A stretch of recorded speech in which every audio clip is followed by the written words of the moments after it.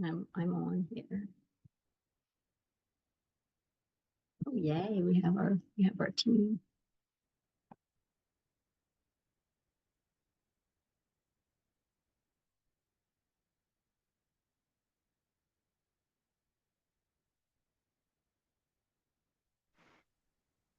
Hello, can you hear me? Yay, I can, Connor. How are you doing? Good, very, very hot. Yeah, I am too. You're at your house in Woodstock? Yep, Yeah, well, me too. I did get a new air conditioner put in, so all I have to do is turn it on. I didn't turn it on yet, but soon, I think. So soon. So okay. So I see we have Jude. Hi, Jude.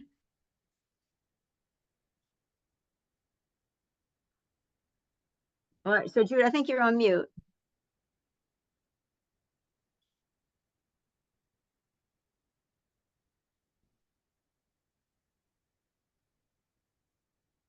Okay, so Jude, hopefully you'll be able to come off mute.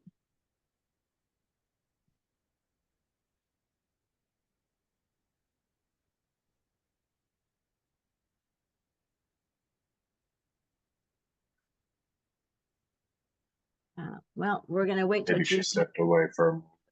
Yeah, she may have. She may have. And while we're waiting for Jude to come back, I'm going to search for one thing on my laptop here.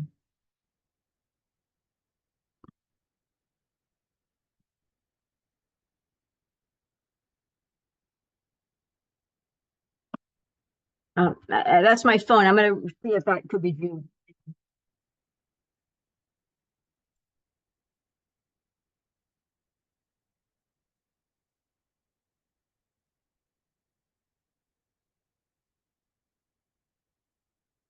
Hey, Jude.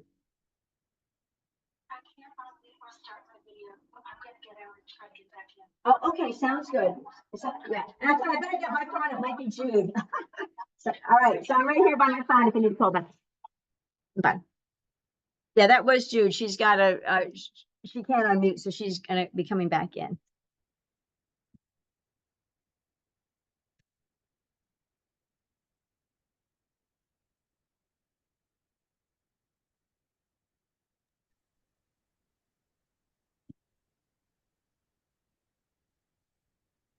I'm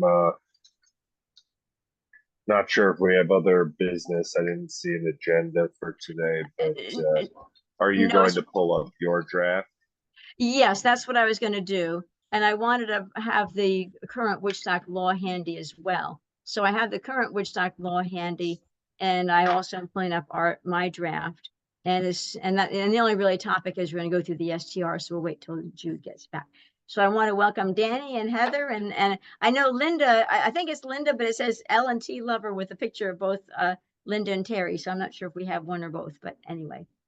So, okay, Jude needs me to admit her again. And we'll hope this time she's in.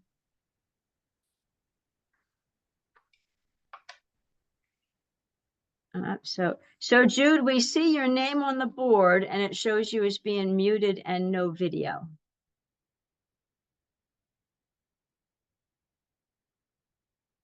So hopefully, Jude, you can get in again, but I have my cell right next to me if you need to call me if you have trouble. Let me see if I can ask to unmute. I just clicked on ask to unmute. And I've clicked on it 3 times and it apparently hasn't helped.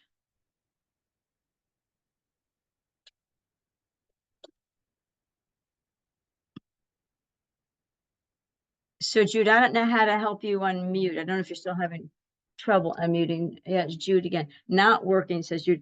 I don't know. Yeah, Jude, well, I'll call Jude back.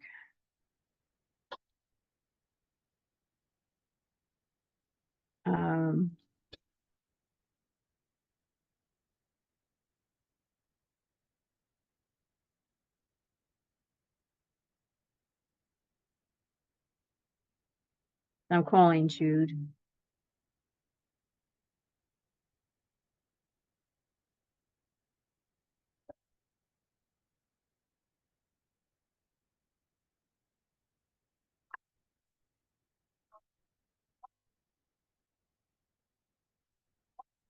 Yeah, because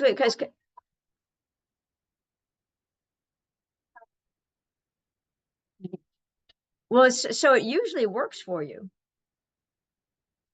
And it's what's very odd is we can see your name on the board. Connor is on, and we have 3 guests. So yeah, and we saw your name up there, but as you said, you weren't able to. And I clicked on the ask to unmute. Could you hear us talking? I mean, can you hear us? Okay.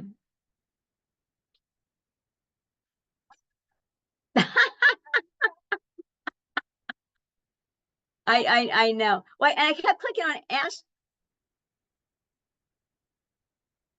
Yeah. Yeah, I kept clicking on ask to unmute in case that would help you unmute, but it didn't. So anyway. Yeah. All right. Well, we'll keep looking for you, and I have my fingers crossed. Oh, go ahead.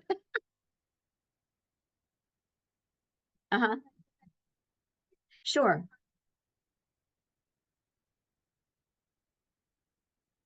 Yeah. Okay. Well, no, things, you know, technology, you can't, you know, when technology doesn't work, it doesn't work. But we'll hang out. And I see you're in the waiting room again. So let me try to admit you again.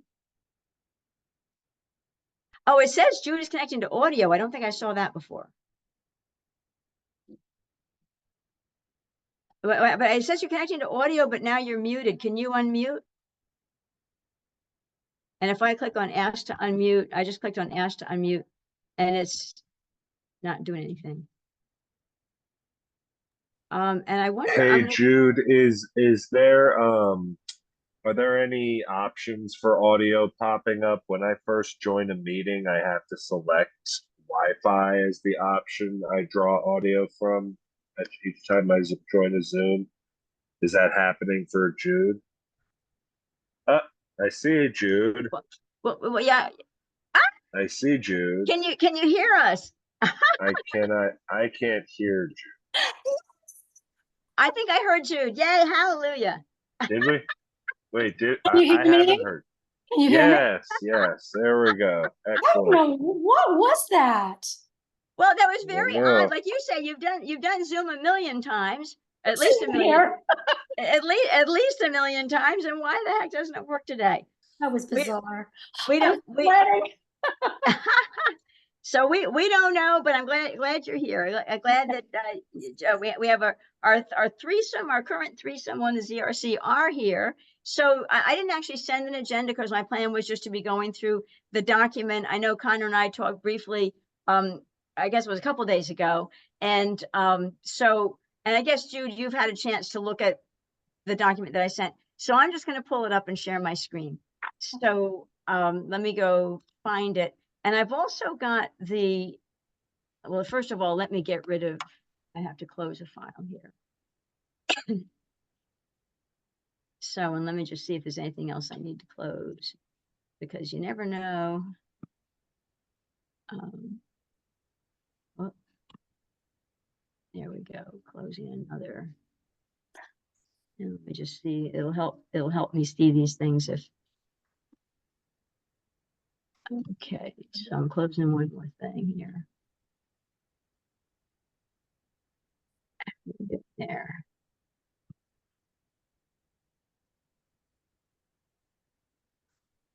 Yeah, I had to close down some things before the meeting, but there were a couple more things that made sense to close. Oh, all right. I have some blank down. Oh, well, there we go. We'll just leave it. So anyway, let me pull up now the STR, the Woodstock draft law. And I'm gonna put it over here. Well,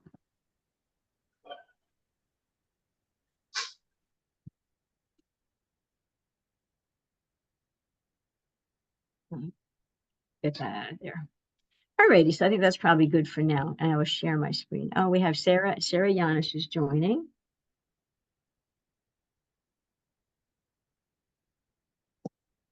Alrighty.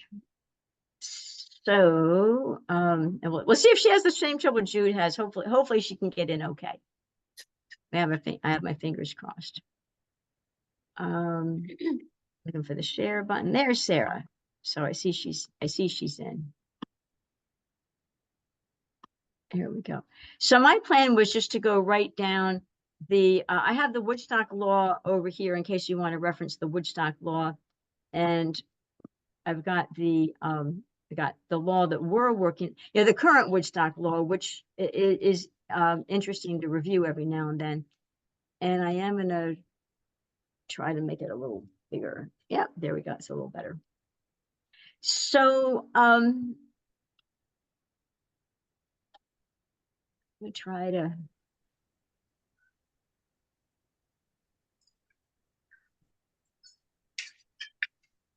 Well, we just leave it like that for now. So, all right. So the beginning of this document has some notes in it that's not our law. If we go down through the law, and so what the plan is, we're going to go down through and see there are some things that I added, like in the very beginning, and I'm going to make this a little bigger, so I don't know whether you guys can read it or not by looking at my screen. Oh, and the other thing I always like to do is I like to do it save as, so that whatever.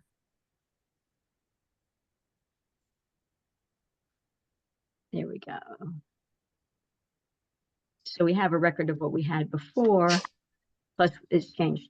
So we have purpose of the proposed law, intent and authority of the proposed law, short-term rental description.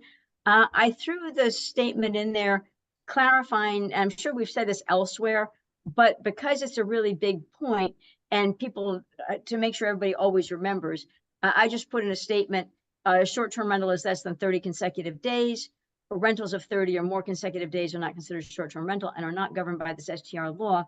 So I'll ask Connor and Jude, if you both agree with that statement being added, I'll just take the yellow out because it won't be anything that we deal with anymore. It's fine. Okay, and Connor, it's just that Yeah. what's in yellow there. Okay. Hey, a success. we're on our way. So okay, let me just say no color. There we go. Alrighty, and then I'll take this. I think somewhere did I say? Yeah, the yellow highlight is recommended issue. Okay, so I'll take this out because I've said we just got the yellow highlight, and the other section has a disclaimer in it or a description in it. So what I did in this table, so we had the law. So what's in this table is two columns showing what was in the law that we were reviewing. And then I put my comments over in the right side. And what I tried to do is everywhere where the right and left side were different, I tried to highlight it so we can focus on what's different between the two sides. So the two sides at the moment have, and again, the right side is where I fell with what I was thinking on that day. And honestly speaking, yeah, this is a process where we're going to do something and I want to think about it. And just because here's what's on the page, even my own thoughts today, as discussions evolve, my thoughts may change. And I may want to do some more rereading once we get whatever changes. I want to read it from top to bottom, say, does the whole thing make sense? So in any event, here's where I am now. But and then, Jude and Connor can talk about where they are. What's on the left is what we kind of started with, except I can't guarantee there were no changes. There was what Jude and Ed Sanders worked on, and that came in, and the left side looks kind of like that, but I think we've had some conversations and things got tweaked. So in any event, here's kind of what we have right now, and we'll just see how much we agree and how much, where the differences are. So Laura, excuse me, but are you still working on the recommendations that the task force submitted, or you're not working on that anymore? Well, my plan is to work out, because we did consider that at the beginning. My plan is to work out a proposed law and then go loop back around and make sure that, take that into account. So we've looked at it. My plan is to look at it again. So we're kind of in a middle part of the process, in my opinion, of saying what makes sense based on all things. Because we heard from the task force, because we heard from Kai Farmer, we heard from the Housing Committee, we heard from the STR Association, we heard from a lot of different groups. And now we're pulling something together. And then we need to go back, I think, and just sanity check what did we do compared to other groups. So yes, we have considered the task force work and we will consider it again, but that's not the step we're on. Okay. So going from here, we're going to go through this sort of note by note, what's yellow, and sort of take it off. Talk about it. Now, before we get too far ahead, I know it says we can ignore the notes in the front, but there was something, I don't want to go over it right now, but just something about mixed use buildings. And I didn't see any changes, I don't think, to the mixed use buildings, but I want us to kind of keep an eye on that because those were historically sort of worker housing. That was sort of how those were. A lot of those were used. Yeah, so. And the reason for ignoring the notes for now is because we want to, there's a number of things I want to loop back around and see what makes sense. So that'll be it. We'll loop back around and look at it. Okay. So I was so my hope was just to go through the words and see and try to get a draft document, the unified decision, see if we can do that, and then loop back around and look at a number of inputs we received, because we received a number of inputs and we don't want to forget them. We want to loop back around and consider them before we say, hey, we're ready to send this to the town board. I think we need to be double checking a number of things. So that's why I wasn't going to look at these right now. But you can consider it, but I wasn't going to have us look at these and make decisions on these things unless you feel like we really should. No. I just wanted, it just kind of jumped out for some reason, even though it wasn't highlighted. We can get back to page 3. Yeah. Okay. So anyway, so we got through that. Okay. So the categories, we're still working with a plan of 4 categories, 4 STR categories. And what I had in my thinking, and getting back, just as a reminder, the current law has 3 categories. It has 2 categories for if you're owner occupied. One of them, I think you've had 1 to 3 rooms you're renting out, and one of them, if you had up to 5 rooms you're renting out. So those are the 2 in the town of Woodstock. And then the other one was if you're not owner occupied and you have the maximum of the 180 days and the 26 weekends, etc. So just as a reminder, we're talking about 4 types, and I was trying to make the types make more sense because I was having an issue before that there were some categories that could have fallen through the cracks. And so I solved that by making type 4 be a catch-all. If it doesn't match type 1, 2, or 3, then it falls in type 4. So that's what I did. And again, we're going to discuss all of this. It's just I wanted to share my thinking of what I did. And so bridging off of what we received from Jude and Ed that said short-term rental, the type 1, it is owner occupied. And it has to have a shared entrance. It has to have shared kitchen facilities. The owner on the premise, or locally available during the rental. No more than 2 guests per bedroom and 4 guests total, because we've said that the type 1 is only 1 or 2 bedrooms. So so I've got the words "and locally available at all times during the rental." Those words seem to be over here too, but it says locally available. So that was sort of the first thing, because it comes up multiple times, so it might as well get ahead of that one now. Sure. For type 1, type 2, for at least type 1 and type 2, just at a glance, I think we need to have a little bit of stronger language than locally available. I think it needs to say something along the lines of within the same unit and just available at all times during the rent. So residing. So you want to say residing in the same unit?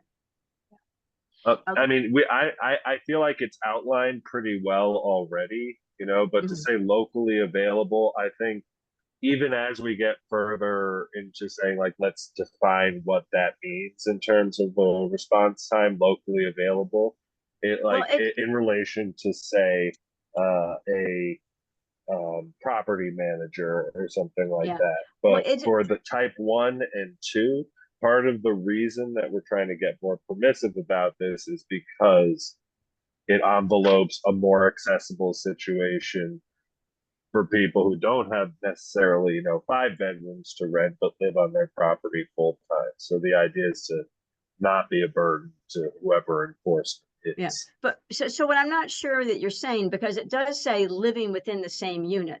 So it does say living, because you said reside in the same unit. I'm happy to change the word living to residing. And the reason why I added the words and locally available at all times, because they need to be able to go to the grocery store, right? If they want to go to Walmart for something, so we don't want to say they're, it's not like Well, you lock the door and they can't leave their building while somebody's renting. They need to be locally available. So that's so people don't worry that they're not allowed to go to the grocery store. And we says living in the same unit, but if you'd rather say residing in the same unit during the rental, but then you were using the resident and residing would be resident residing. So, and I think that is the language for these 2 units that we need to set apart, like that at least for these 2, for type 3 and 4, you intrinsically have a sort of distance from the property. I'd like to think that gets mitigated by whatever our rotation system is, like the lottery or whatever. So we'll talk about type 4, type 3 when we get to type 3. So anyway, so for type 1, are you or are you not okay with the wording on the right? So, I think it muddies it. And I think that when you say, residing full-time, present, I think we want to say, what do we want to say? Owner present, owner on premises, right? But they have to be allowed to go to the grocery store. Yeah, So but what does it use? I think that that's understood, Laura. Nobody expects people to be locked in their house, but I do think what's happened is the definition between owner occupied and non-owner occupied in the current law has gotten really muddy. Yeah. And I think, if somebody goes and stays with a friend and rents their house, that's non-owner occupied, period. Well, and yes, and you're right about that. And that would be a type 3. You're right. You're right about that. So So type 4.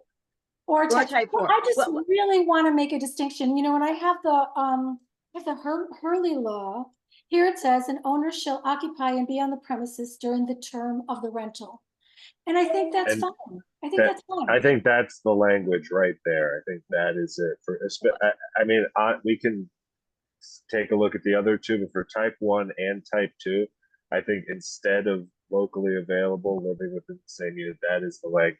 Just take it from the early law. But it's not. But people I've heard people be concerned that they can't even go to the grocery store because it says they must be on premise at all times, and then they can't even go to the grocery store, which is a little crazy. I seriously can't imagine that people think that. I mean, obviously you're not going to lock you in your house. I've heard that they do think that, and so that's why I would like to add some words that make it clear. So if we can find I think we agree. I think we agree to this. I think we agree to what needs to happen. We're arguing over the words to be clear about it. So I'd like to have the words.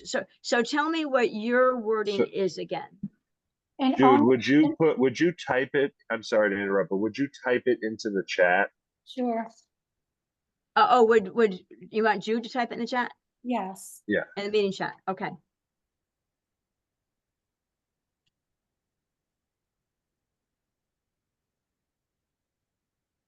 Thank you. Sorry. Okay. So I have to go. I might have to stop sharing so I can. Where is the chat? Oh, there we go. I can look at the Rhinebeck law too, because they have the same thing in their law. Let me just. So is there more to add than what you have here? I say an owner shall occupy and be on premise during the term of the rental. And my issue is, if you go by the letter of the law, I agree with you. Everybody knows it's nuts that they need to be able to go. Yes, they need to go to the grocery store And so everybody knows that it's nuts to term it that way, except for the fact that So- it doesn't say they have to go to the grocery store. And if you read the So- letter of the law, they're going to be violating if they go to the grocery store, because that's what these words say. And that's my Well, issue with these. what about if we say the owner shall occupy and reside on the premises during the term of the rental? So the idea is that you are going to end your days. You are going to, generally be in that area. It's not that you can't go anywhere. It's that your day will end there. You will be available there. Yeah. When you And I'm go to just- the grocery store, you're going there. Yeah. after. Well, let me just, okay. So if I take that and I'm just putting it here so I have it. So I might like to say an owner shall, Can I read to you what the Rhinebeck law says? sure. The short-term rental property must be the owner's primary residence, and during the term of the short-term rental, the property must be owner occupied, either in the main residence or in an accessory residential structure.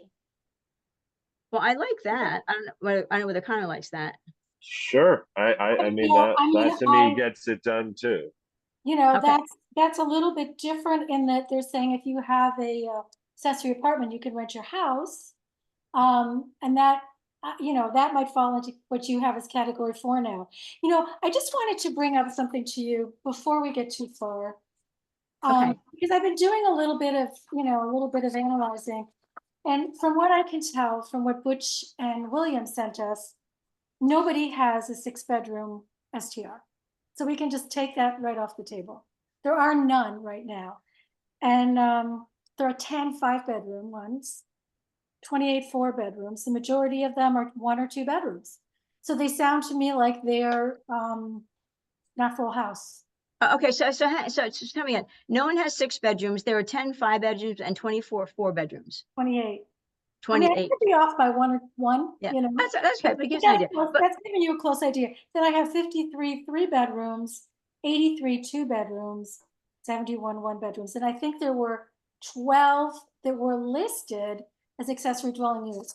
What I'm hoping to do with this law is that we really clarify what's what.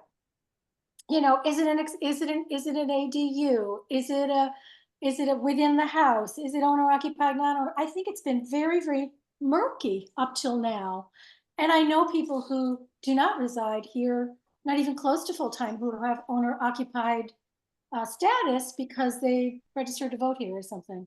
yeah. And Okay. So I want to I want to come back to type 1 because you covered a lot of ground and I made notes of all of it, but I want to come back to type 1. So if you can read the thing that you just read, I'm going to type it in here just so we have the words. Do you want me to type it? Well, if you'd rather type it in, or you could read it and I'll type it in. Either Okay, way. whatever. Okay, this one says the short-term rental property. Now this is Rhinebeck's law. Oh, do you want me to type it in there? So What's easier for you, Laura? I'm typing it in. The short-term STR property. Short-term rental property must be the owner's primary residence. Hang on a sec. Whoops, I got my typo. Sorry. Okay, that's all right.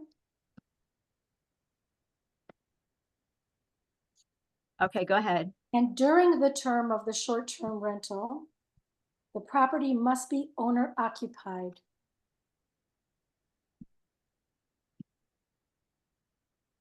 Now this one says either in the main residence or in an accessory residential structure. I don't know if we want to, Rhinebeck's law is you have to be owner occupied, period. There's no provision for anything else.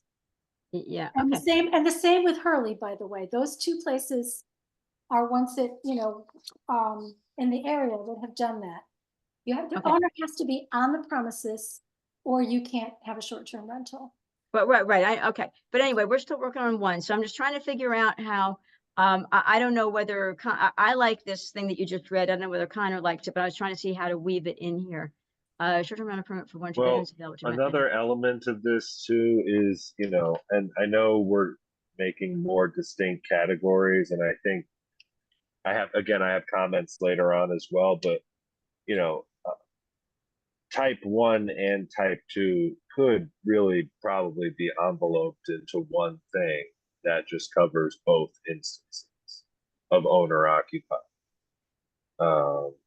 Well, except that we had different different And if numbers we of did, bed. that language she just shared would really envelope it pretty neatly, almost a couple distinctions. But Okay, well, hang on, let me do, So I have a distinction between the two.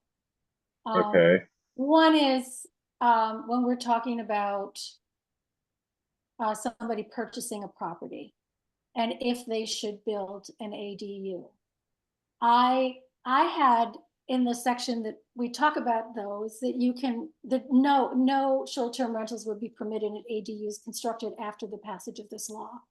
Because I just think that what that does is that invites people to come here, build an ADU and short-term rent it. And I just think that that's not what we're looking to do. If someone's gonna build an ADU, we're hoping that that will be a long-term rental. well, yeah, Or a family, what we're seeing, what I've been seeing is mostly people are building these for their families. Their children come up to visit or their grandchildren or whatever. Or they plan to retire into the ADU and then have their kids move into the house. So that's what was done when they wrote the accessory apartment law, which is if you were doing it within your house, that was fine. But if you were using an exterior or a detached unit, it had to be something that was in existence at the time the law was adopted. And I yeah, think we should do that here. Well, For yeah. accessory I mean, apartments. I don't. I think we could do it in either case. The only reason I say it is because the language you just shared, makes mention of sort of accessory structures, and we could, of course, have that additional what you just said in terms of making it yeah, exclusive to well, uh, structures built prior to the law. Um, Even then, we could lose it. We really could lose it entirely, and still we would be expanding in access. We would still be expanding access to STRs in the way we think about this. So I can't see lower than I'm gonna try to minimize these. I read what Rhinebeck's law was. I wasn't saying that we should take that exact wording. I was just trying to come up with wording for what it meant to be on the premises. right. So, and I know you guys keep talking about stuff beyond type 1. I would just like to get us to focus on type 1 and see if we get the wordings that we like. And the difference between type 1 and type 2, and we can fuss with the wording. I just put it in for starters. Okay. We can fuss with the wording, but the difference, the way the document reads right now, the difference between type 1 and type 2, they're both owner occupied, but type 1 only allows 1 or 2 bedrooms, whereas type 2 allows up to 3 bedrooms. And for some reason, and I'm not quite sure because this was not in the current Woodstock law, it said that you have to share an entrance and have to share kitchen facilities. I only have that in there because that's what came from you guys. And if you like that, we keep it. If you don't like it, it's okay. So, but in any You're event, talking about type 1 or type 2? I'm talking about type 1, Yeah.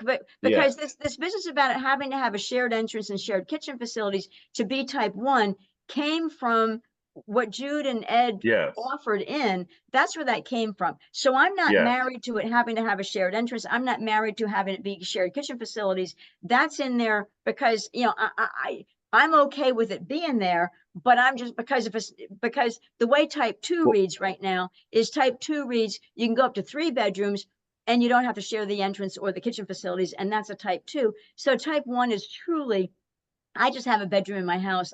I just want to have somebody in it.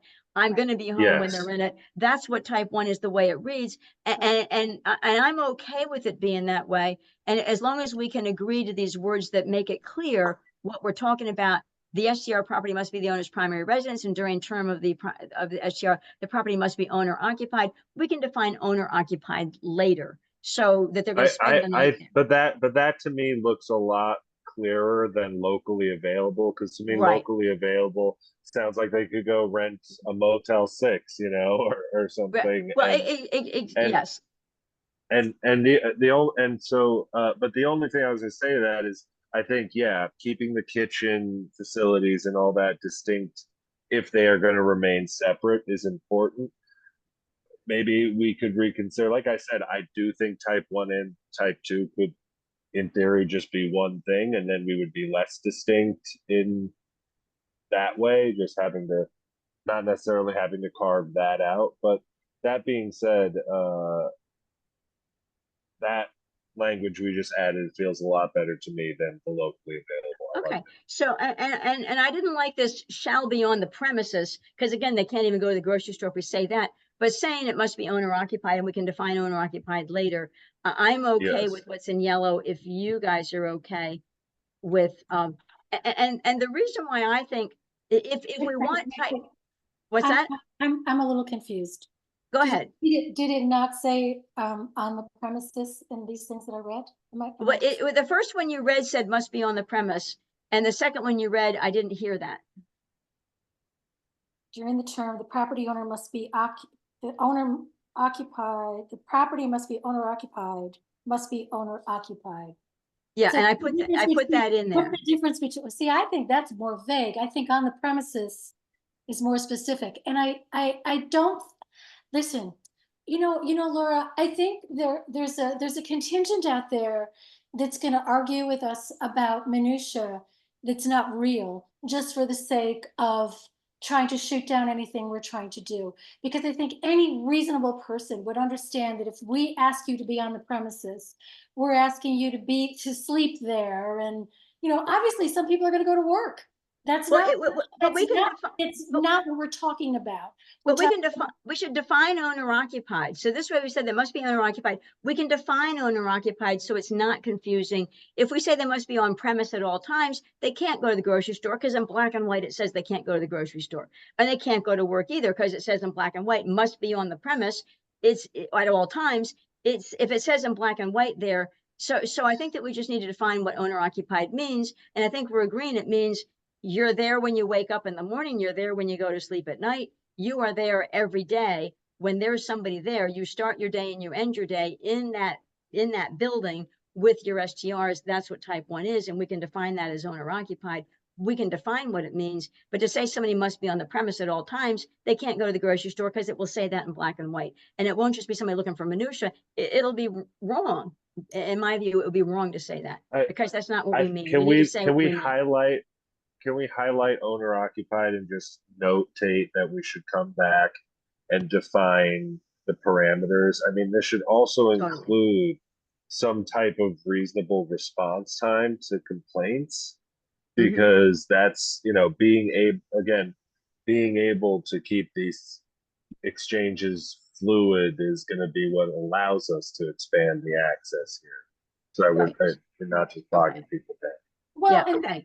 and the point of this section and the next section, which is, a bit of a change, was to respond to people who are living here, right? People who need a little extra help, the same way the accessory apartments were.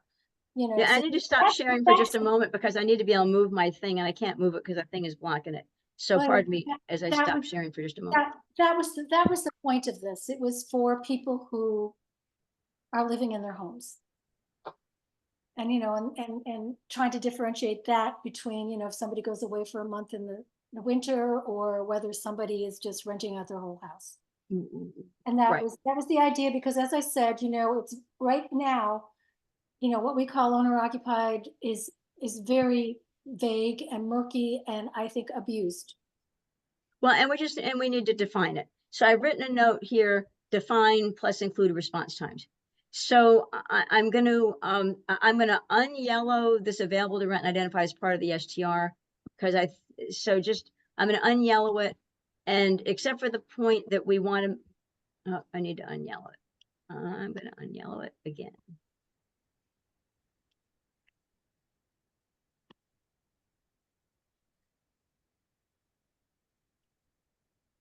I keep saying no color, and then it keeps the color in. Let me try using my mouse. Maybe that'll work. I don't know why that won't turn. It's technology again. We're going mess with technology again. Something to do with the stars. Maybe it's that. No, it's not that. Stop highlighting. No color. I don't know why that won't unhighlight. there. Oh, I got it. By George, I got it. All right.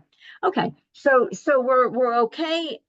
Well, I sound like Jude's not totally okay. But anyway, so can we live with type 1 the way it is on the right for now and come back and fuss with it later as needed? Yes. Yeah, And- for sure. Sorry, go ahead, Jude. No, I was just gonna say the reason why we had a shared entrance and shared kitchen is because if it's not, then it's an accessory dwelling unit within the house, right? Right. Yes, it would be. You're correct. It would be. So anyway, I'm deleting what's on the left because we kind of agree. What, although I need to undo that. Oh, I need to undo that for a moment. And I'm just gonna put XXX. Why don't you just put a strike through? Well, Okay. yeah, wait, I put the XXX because I lost the one otherwise. Okay, so I'm gonna put, okay, so we got agreement on, kind of agreement on type 1. Okay, so type 2, and let me see. So type 2, what I had on the right for type 2 is it's a type 2 owner occupied, but it's separate. Unlike the other is shared, right? This is owner occupied shared. This is owner occupied separate. So, and up to 3 bedrooms. So two differences with type 2 is it goes up to 3 bedrooms. But Jude, just to let you know, the current Woodstock law says you can go up to 5 bedrooms. I threw that in type 4. I threw type 4 as being anything that's not type 1 or 2. It's type 4. So the current law does allow up to 5 bedrooms, but I agree, Jude, with the point you've made previously, which is if you've got 4 or 5 bedrooms, you got a hotel in a residential area. So in my view, we lost Connor and he's coming back. So I'll wait to proceed until we get Connor back. And I can't tell if we have Connor back. He's there. Oh, yay, Connor, you're on mute. I am back. You're back, yay. Okay, so I'll repeat a little bit in case I'm not sure how much you heard or didn't hear. So in my, I mean, that's okay. We can just go. I've reviewed all of this. I have Yeah. it in front of me. Let's go. Okay. Let's get into it. Well, I did just want to say is that the reason why on the side of what I did with type 2, why I've only got it going to 3 bedrooms is if you want more than that, I threw it in type 4, which is a catch-all for anything that's not type 1, 2, or 3. Type 4 is the least desirable. And I know Jude has made the point in the past that you have all these bedrooms for rent as a revolving door in a residential community. It's kind of like a hotel. And I understand that that's less desirable. So the way I've got the type 2 written here is you're still owner occupied. We can get the same description of what that means. You're still owner occupied. You've got up to 3 bedrooms, and it might be I'm sorry. It may be an ADU because it can have a separate kitchen and a separate entrance. So if you don't share the entrance and you don't share the kitchen facilities, and you've got more than 2 bedrooms, then you're this type 2 is the way I have it. I'm just going up top to grab the same wording that we have Yeah, here. that's the first thing, just the locally available thing. And do we feel like, I mean, is 3? Why are we making it 3? Why is it not the same as 2? Like in type 1? Well, the I mean, current an law allows up ADU to, with 3 bedrooms. I feel well, like well, that's strange. the current law allows up to 5. So we're cutting from the current law of 5 down to 3. And I didn't know why we needed to cut further because we're already cutting from 5 to 3 if you look at the current law. I mean, sure. Go ahead, Connor. No, I guess I was looking at it through the lens of having even 5. It just seems like an ADU, like if you're going to be living in the same property, or is this the kind of thing where someone would be renting their house and sleeping in the ADU? It's hard for me to imagine an ADU with 3 bedrooms. Well, they could actually, well, honestly, what somebody might have, I mean, they may have a part of their house, or like you're saying, maybe they're going to go sleep in the 1-bedroom ADU while they rent out the 3-bedroom house. I mean, that may be what people do. They're still on the premise, they're right there in the ADU, but it's their house they're renting out, they're not renting out the ADU. So that may be what it is. It may be that they've got they may have a house with a shared entrance. And we're saying, because if they have a shared entrance and a shared kitchen, we've said a type 1 means you only get 2 bedrooms. Maybe it is shared. It could be a shared entrance. It could be a house, but they've got 4 bedrooms. And well, we're saying that would be a type 4. We're saying, well, they could rent up to 3 bedrooms in their house, and that would be a type 2. And it might not have a shared, it may have a shared entrance. It may have a shared kitchen. But if you're going more than 2 bedrooms, and like, if type 1 went up to 3 bedrooms, then I wouldn't have thrown 3 bedrooms up in type 2. If type 1 went up to 3 bedrooms, then it would really, if it's shared kitchen, whatever. If you are, so in my view, type 2 means you've gone beyond just the simple, I'm renting out a bedroom or 2. Now I'm going up to 3, or I don't have a shared entrance, and I don't have a shared kitchen. So was my. Well, this is, I guess, basically what I'm getting at is, in the spirit of the law as it was, as we're trying to make it, and with what Jude was saying earlier about limiting ADUs as STRs, should we consider retooling this number 2 to be more for the situation, if you have an ADU, you can stay in it and rent up to 3 rooms in your house? You're saying, should we And say make that? And just say that ADUs can't be STRs. Well, the thing, I have been forever opposed to the statement that ADUs can't be STRs. There are people who have ADUs that they have a separate entrance. Maybe they have a kitchen, maybe they don't. So maybe they qualify as an ADU, maybe they don't, because maybe they just have a separate entrance, but maybe they don't have a kitchen, or maybe they just have a microwave. But we said before we could start arguing, does a microwave constitute a kitchen? If you have a microwave and a mini fridge, are you now an ADU because you got a kitchen? Your hotel. What's that? What's that? Your hotel.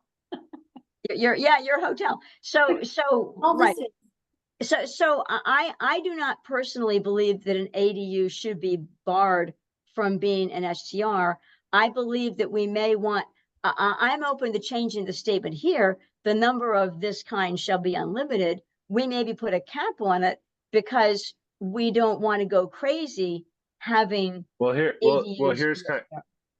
Here's kind of what I'm thinking, though, is in the first instance that I just suggested we change it to, where it's just owner staying in the ADU, renting out this home. Then again, we're keeping the virtuous cycle of people living here who are here full time, able to enjoy this, opportunity. If we were to say, though, that ADUs that could be used as long-term rentals could fall into what is now, under your new edits, the type 4 catch-all, and be limited, in terms of external buildings being used as STRs. Yes, I think, again, I'm trying to think of this both in terms of, how do we open this up to more people while simultaneously getting a handle on, well, the serious fallout on these margins we're talking about. Right. Okay. And so what I guess what I'm getting at is, would anyone be open to saying that type 2 should be for still renting the house, but the owner is staying in a different building on premises, and giving a limited number later in the law to ADUs themselves to be STRs under certain conditions? Well, so, and I would be okay with that. I would not be okay with something that said we're prohibiting ADUs as STRs 100%. But as you say, throwing it in type 4, which is a catch-all that's going to have the most restrictions on it, putting it in there and having restrictions for the reason you said, that there are some ADUs that really would be habitable as a rental. Other ADUs, it might qualify as a definition, but maybe nobody realistically ever would, because if somebody's just got a microwave and a mini fridge, is that enough for them to say, hey, I'm going to live here forever? you know, as a long term. So I think that Yeah. some ADUs may qualify and other ADUs may not qualify for really having somebody be able to long-term rent there. But I would be okay at this stage of the game to do what you said and say that another option is that the owner is renting out the house and staying in the ADU. I would be okay with that. I do think we have a lot of people though that of these. I know, Jude, you got the numbers from Butch and or William. Yeah. But so I don't know whether they've explained. Well, you said 12 are listed as an ADU, but I would be interested to know how many of those other units truly are ADUs, even though only 12 got listed as an ADU. Because you know you get a microwave and a mini fridge, and you know who doesn't have that. So and then maybe it's go ahead. There's two categories under the zoning law now, which I have been arguing need to be clarified, but there's something called a guest cottage, which is not an ADU, and I guarantee you they're being rented. Oh, sure, but a And guest so the cottage. difference, I think the only difference with a guest cottage and an ADU might be a stove. So if you have a Right. hot plate and a microwave, you know, most people could do that. It's how a lot of people in the city live, you know, they don't have full kitchens. So we may want to account for that too, you know, that's, so maybe what they're calling an accessory, you know, I find this document, you know, just incredibly confusing, and trying to get a handle on how to define them so that when somebody gets a permit, it's for what they actually have, not what they Right. say they have. Well, so the difference, so the one thing that I successfully avoided with the updates I made, I successfully avoided having to define an ADU, having to define it. So, but if now we talk about the ADU and we say, well, if you have an ADU, the owner can live in the ADU and rent out bedrooms in their house, but the owner can't live in the house and rent out their ADU.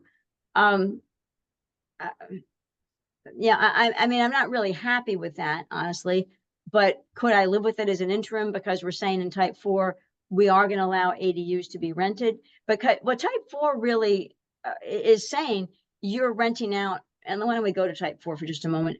I think type 4 is saying you're renting an entire unit.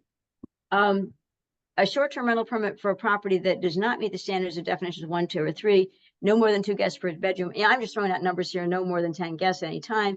This may include owner-occupied STRs where 4 or 5 units are being rented with a full-time resident living on the same or adjoining property, and, well, it would change those words, locally available at all times, or owner-absent STRs, owner-absent STRs where 1 full house dwelling unit or ADU is being rented for greater than the days and weekends in limit defined in type 3.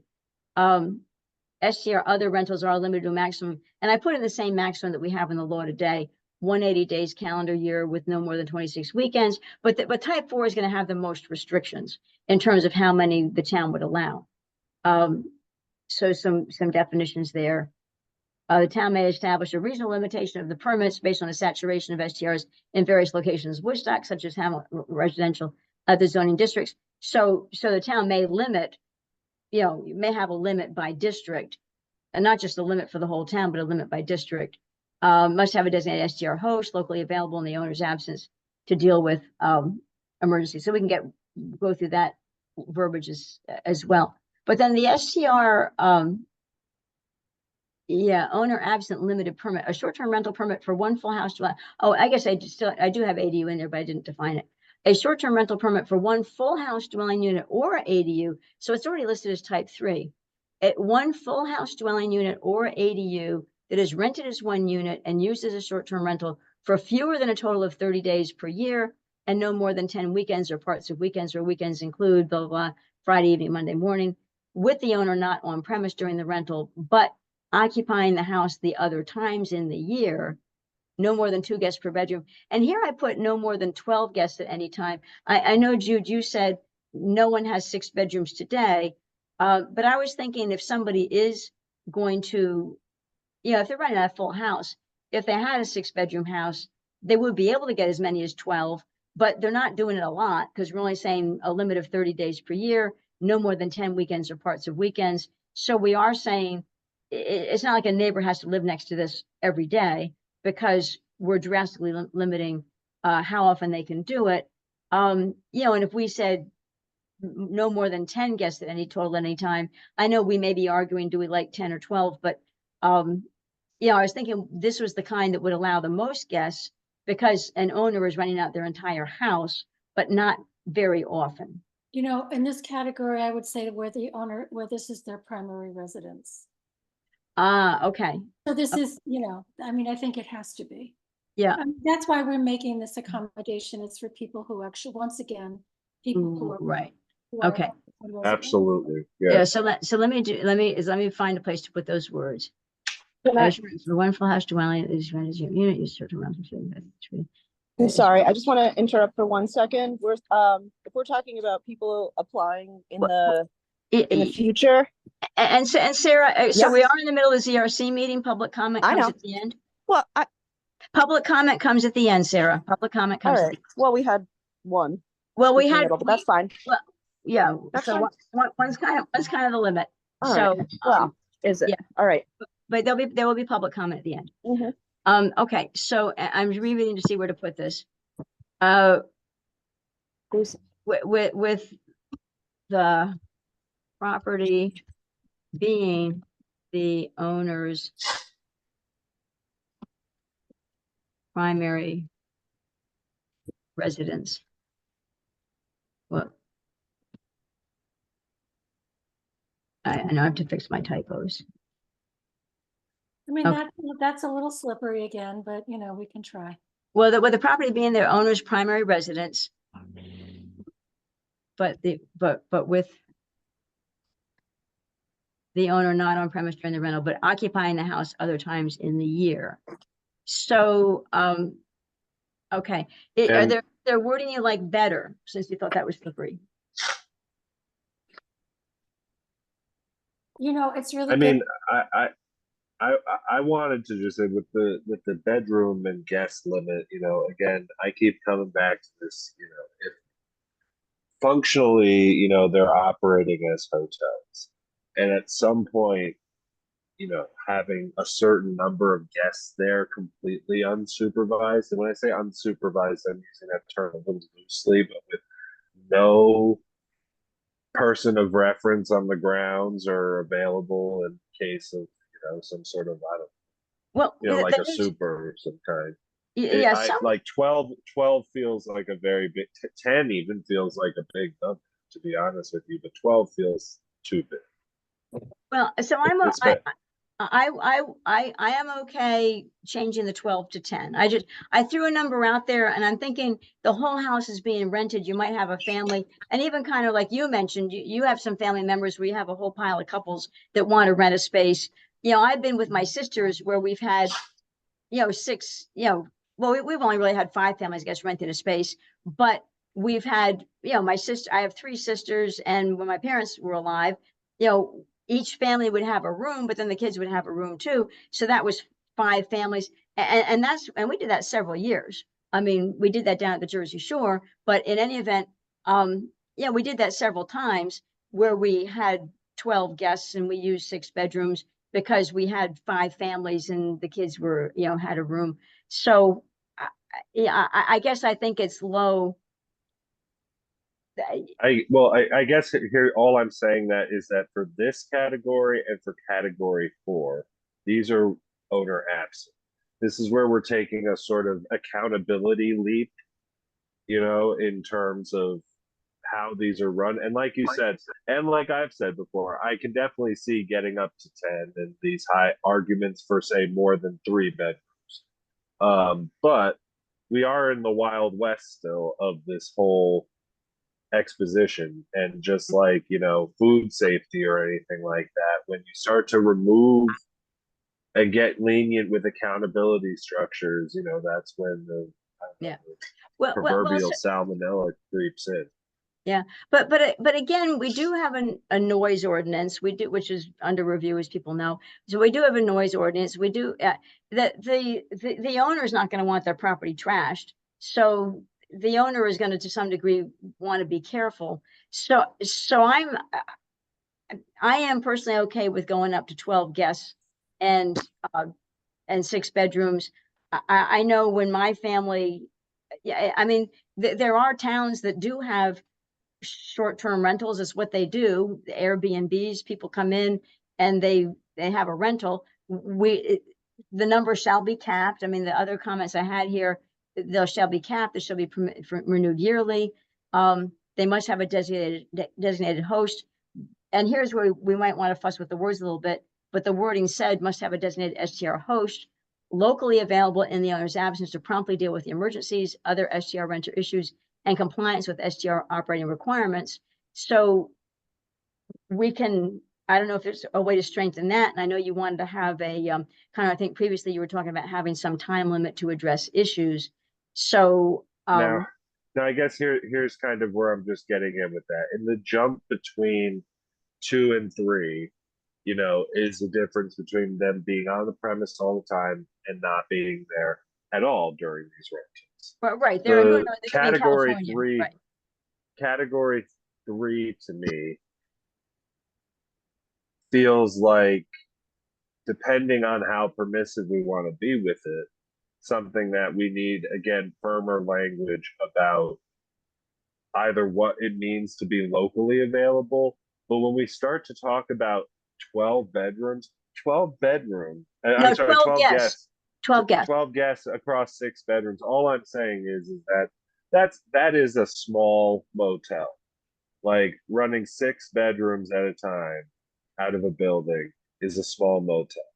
And I just, Well, I'll tell you. I'm not a hospitality specialist, but I would gather that it's not just for, you know, pleasantries that hotels should want to keep someone on premises, especially when there are that many people. You're renting 2, maybe even I can see 3 bedrooms. That doesn't have to be the case for maybe type 4, but for type 3, I feel like saying that, you know, 30 days out of any given year there'll be no one there and that many people at a time, I think it's just asking for trouble without having a little more accountability. So here, okay. So here's the thing. In my opinion, type 4, where type 4 is a little more of the wild, wild west, because type 4 means you have somebody who's able to rent more than 30 days out of the year. And that really is a hotel that is operating for, could be up to half a year, up to 26 weekends. So in my view, type 4 needed to be more restrictive. So I did put the 10 guests total for the type 4, because we're saying you could be owner occupied with up to 5 bedrooms, 2 people per bedroom. So that's where the 10 guests came in. So I thought that type 4, which is going to be the most restrictive, but also more like the Wild West, I thought should have fewer guests.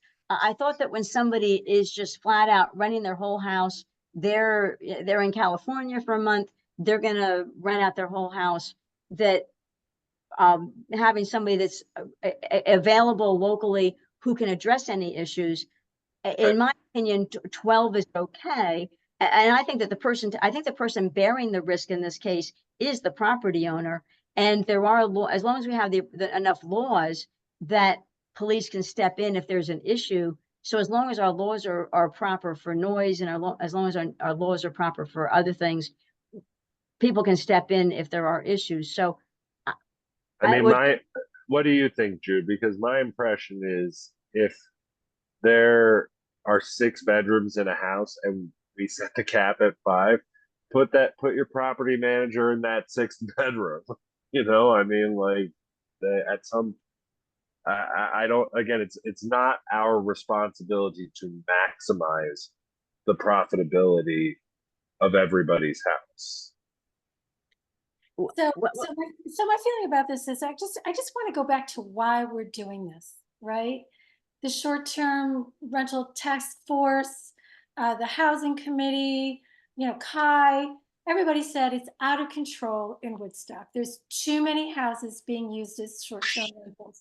It's affecting long-term rentals. It's affecting our neighborhoods in our community, because people are just buying homes, driving up prices simply for the purpose of investment and making money. And so what we're trying to do here is get a grip on it so that, you know, keep in mind, people can still rent their houses for 30 days at a time. And I know some people who have a short-term rental permit who still rent it for 30 days at a time because it's just as profitable, if not more so. You're not dealing with this in and out thing and the unknowns. So, you know, it's not like we're saying you can never rent your house. You have that ability to rent it for 30 days at a time. So I just think we have to keep in mind, we're trying to get a grip on this. And, you know, there's a couple ways to do it, you know, and we've taken the additional step of saying, okay, we know we have to cut down on this number because it's affecting our community in a negative way. And I think, you know, there are people who are going to argue that they personally are benefiting from it. Okay, that's a given. But the rest of us, not so much. So how do we address this in a way that's fair? And it seems like it's fair for people who live, it's their primary residence, they're owner occupied during the rental, however we want to define that they're there. They can go to the grocery store, they can go to their job. We're trying to accommodate them because we're trying to be sensitive to the people who are trying to hold on to their homes here. They're part of our community. So I just want us to stay focused on why we're here. It's not so people can make the most money off of their property. It's so that we can maintain our neighborhoods. We can feel like we live in a community. And I understand there are places that are solely resort towns. They're tourist towns. And, you know, I understand there's an argument now that Woodstock's a tourist town. And I think I mentioned this before when I was on the planning board chair referred to Woodstock as a tourist town. And you would not believe the pushback he got. We are not a tourist town. It used to be, yeah, we had second homeowners, you know, and we had a community that wasn't here 100% of the time, but we knew them. They were our neighbors. They contributed in one way or another. They volunteered or they did whatever they could, but they participated. And this is something else that's happening. This is, this revolving door of strangers in our neighborhoods. And so that's why I'm here. You know, I want to help people who live here. And everyone I've spoken to agrees with that 100%. It also gives a certain level of responsibility about what happens. I know we have laws, I know we have police, but you know, by the time it gets to that point, somebody's life has already been disrupted. You know, the bear has already gone and gotten the garbage. It's always after the fact that something is dealt with. So why don't we try to find a way to dial it back, have fewer of these, you know, maybe on some sort of rotating basis, however we decide to do it, you know, if it's, you know, they're on a waiting list or whatever. And we restrict it in such a way that it is not so appealing for someone who's an investor to come here and do. Either they have to wait a period of time for a permit, they can't rent the entire house, there's a limit on the number of rooms, there's a limit on the number of days, you know, whatever it is, you know, we have to make this less attractive. So can I ask something really quick? What those numbers you had earlier, how many 5-bedroom houses were there? She said 10. 10. Judith said A 10. total of 10. 10 5-bedroom houses, 28 4-bedroom, 53 3-bedroom, 83 2-bedroom, 71 1-bedroom. So here's my thing. I completely agree that there needs to be this needs to be this needs to be in hand. We don't have this in hand, and that's why we're here doing this. At a glance, if we have 10 5-bedrooms, then I'd say let's set this cap at 5 bedrooms, 10 guests total. Let's not expand upon this, because again, you know, we're going beyond what's already so limited. There's no applications in for it. At some point, it becomes, well, then why not just go buy a property in town and start a hotel? Yeah, but again, I mean, at some point, you know, people are starting to talk about putting medical facilities in the mall. You know, at some point, we shouldn't be making it more attractive to have giant 6-bedroom homes empty than to for 180 days out of the year. Let's say that, you know, whatever this that isn't, limit will be. but we're on type 3. Type 3 is the person's only going, they're maybe going to Florida for the summer, Yeah. they're going to California for a month.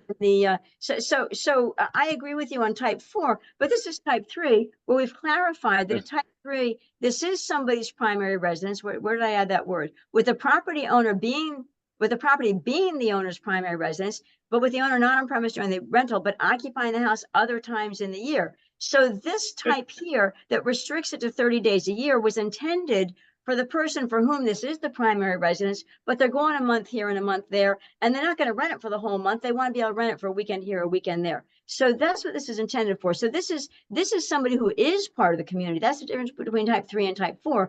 Type 3 is the person who is a member of the community because this is their primary residence, and they just want to be able to rent when they're not here, a month here and a month there, or a week here and a week there.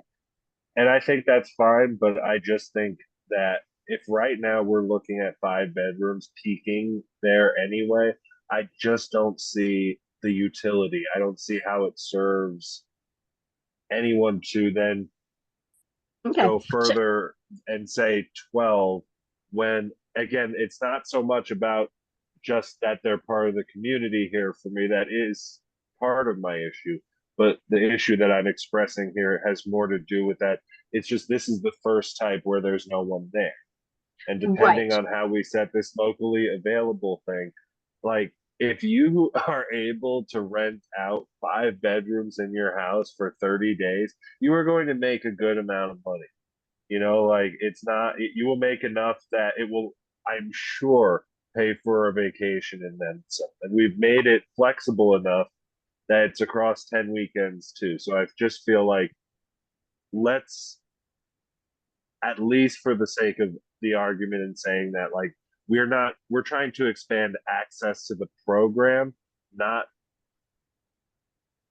make more and more units available for it.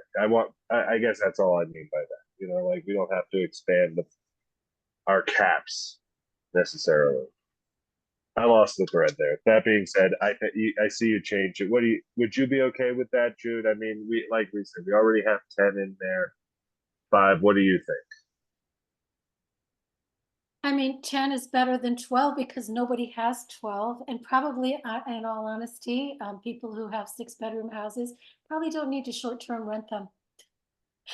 Yeah.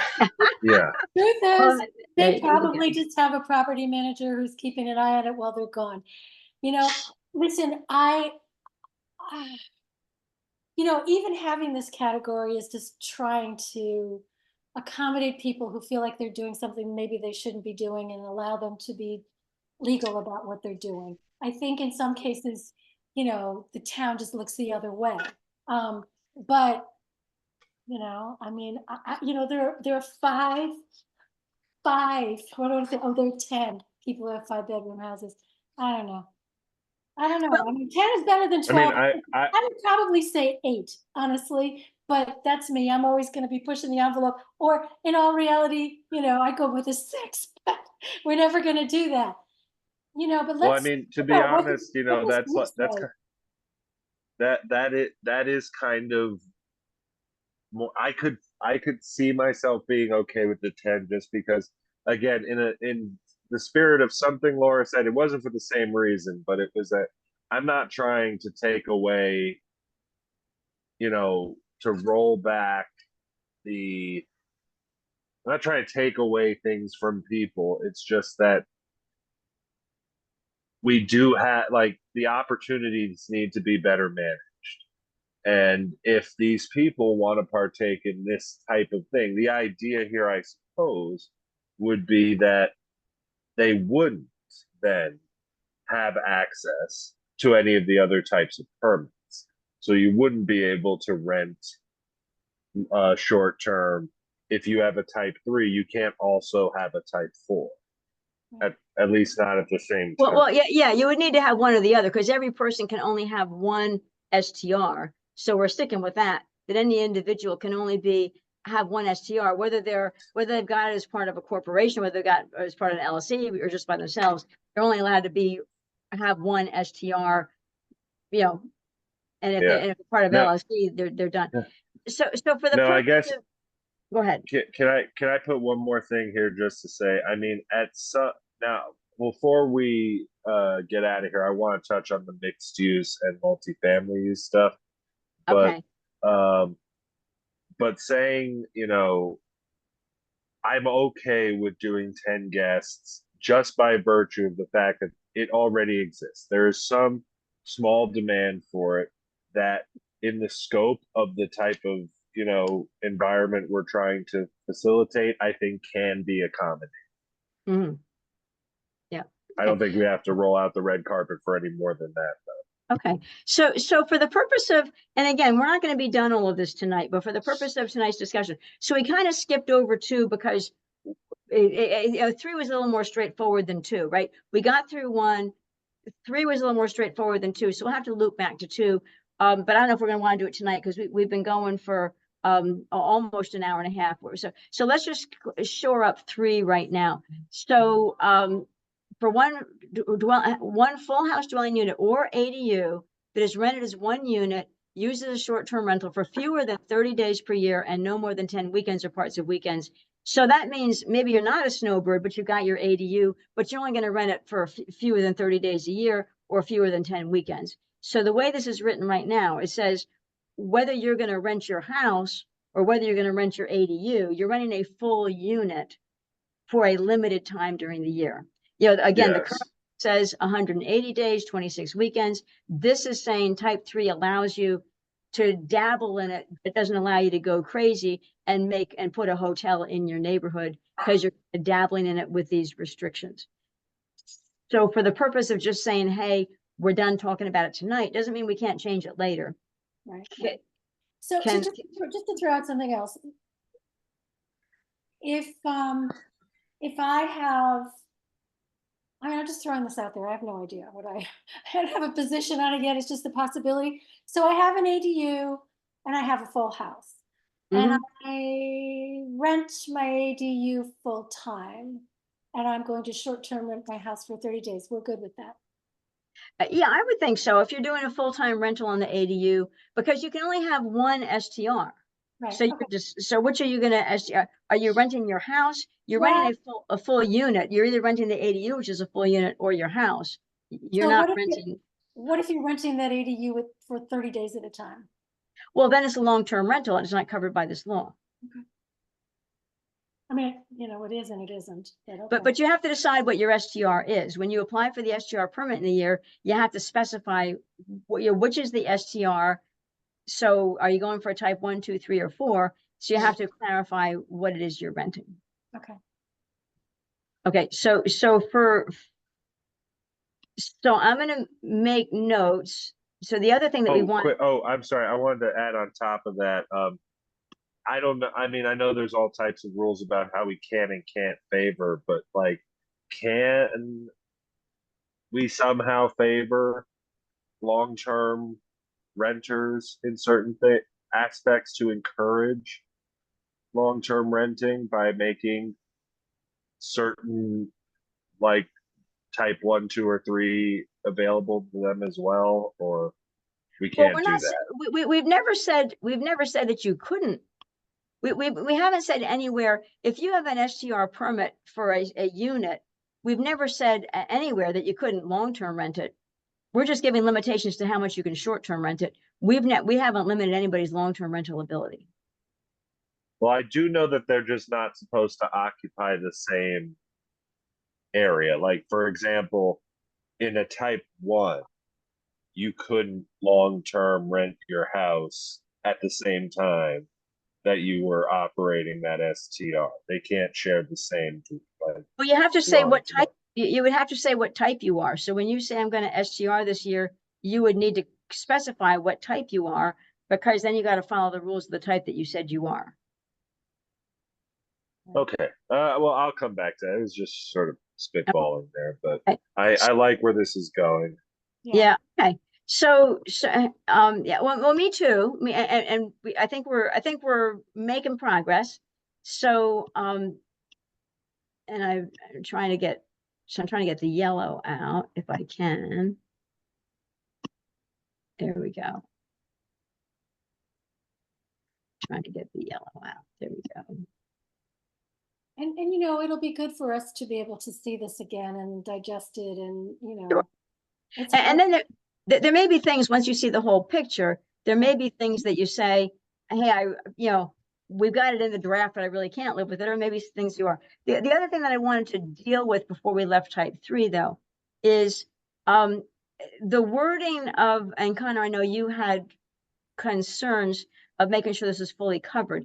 So we're saying that they must have a designated STR host that is locally available in the owner's absence to promptly deal with emergencies, other STR renter issues in compliance with STR operating requirements.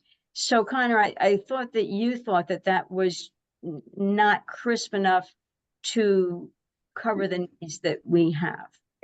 And again, and now this starts to become more about how many bedrooms we're allowing, Oh, okay. in these Right. types of things, because we've jumped not just from non-owner or owner occupied to non, we've also gone from 3 to 5 bedrooms.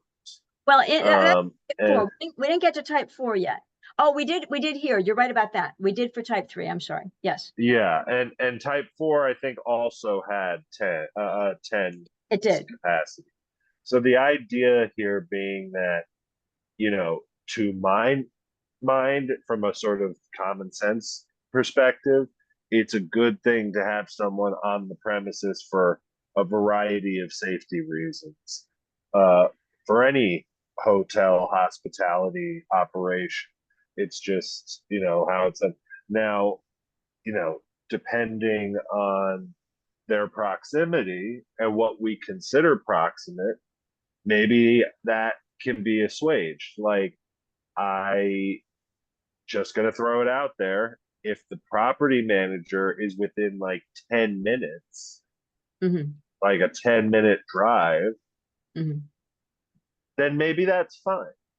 Yeah. I don't know. I want to have it be a discussion, but what I'm saying is I become a lot less okay, though, just to give you an idea, with like a 20-minute drive, Right. a 30-minute. That's not enough time. Like, he'd have to be sitting by the phone ready to, book it out of there. And so, so I want to know what that means.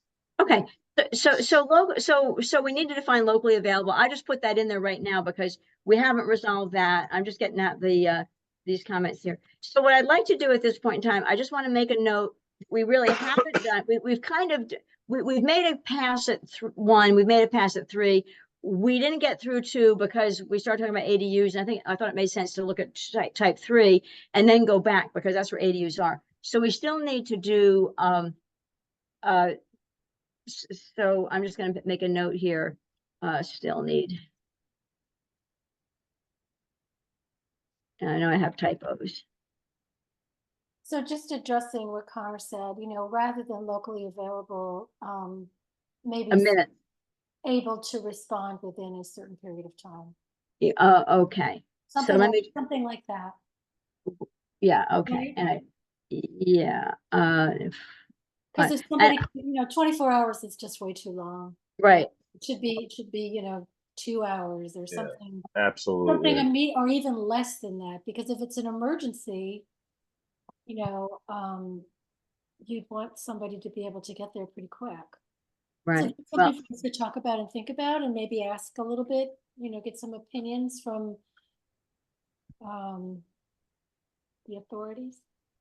Well, we'll say within, one thing you just said is 2 hours, but then Connor said within 10 minutes. Well, he's saying a 10-minute drive. He's saying a 10 minute. I understand what he's saying, because it's like, if you can't get there quickly, Right. then what's the point? You may as well not be there. I agree with what he's saying 100%. It's like when you have a bed and breakfast, when you have a hotel, there's somebody on the premises. Yeah. Or they live next door, Okay. So we need to, so I put in the comments, still need to do 2. We did 3. And then we really need to, for 4, we need to start here. So I'm just gonna write start here. We also need to, if we were gonna talk about, you have in there, I think something about limiting the number of permits for 3?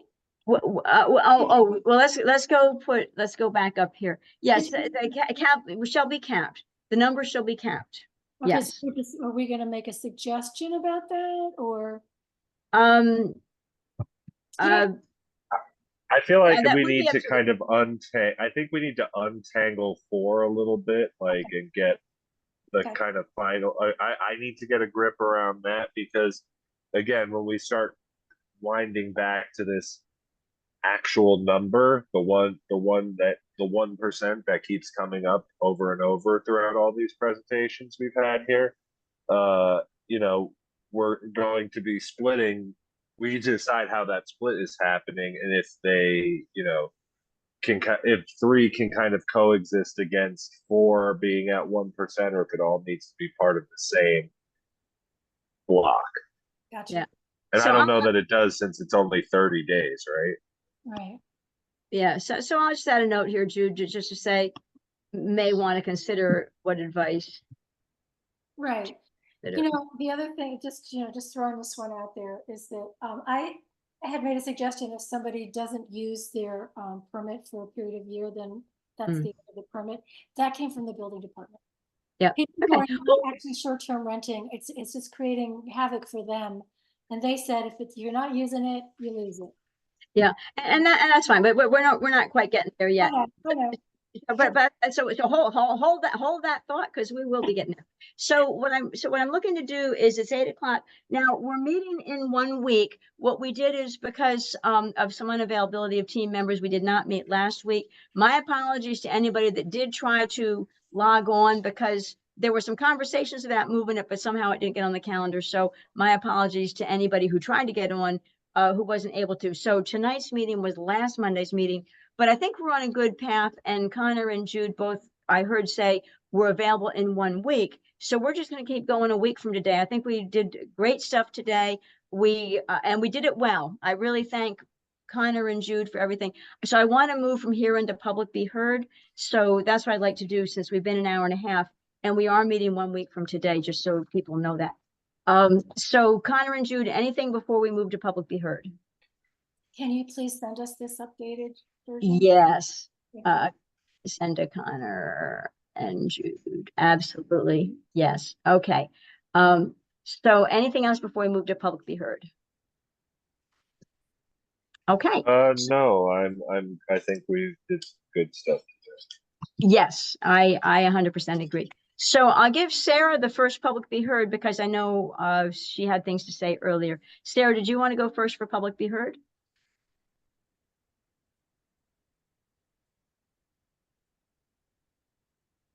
Sorry about that.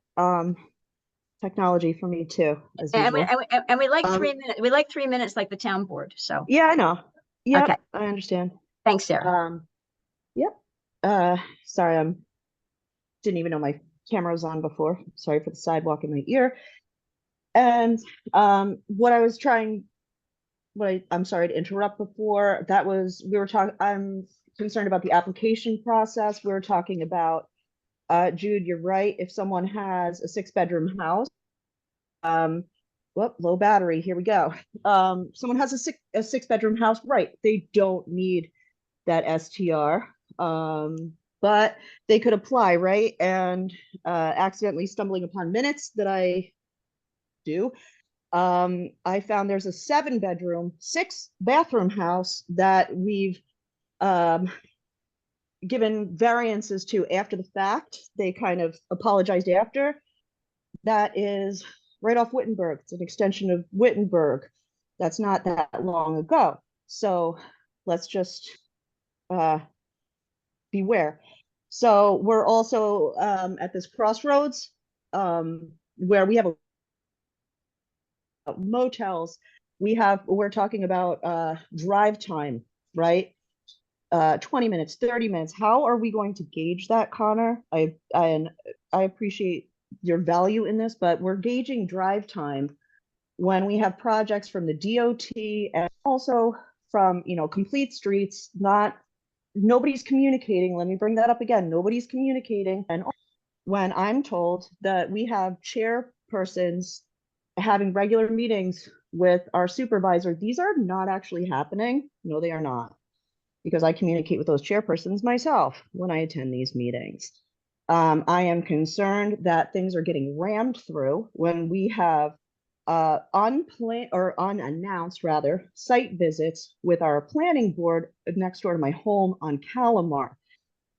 This is a second rendition of that. What is an LLC? Also, that property that I spoke of, 7 bedrooms, might as well be an LLC.